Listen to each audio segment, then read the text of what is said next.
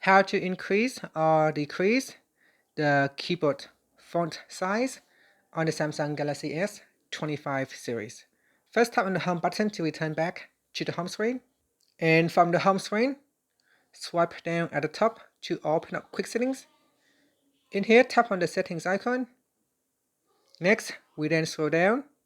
And from here, we tap on General Management. Next, we go down and tap on Samsung keyboard settings. Now in here, scroll down and then tap on font size.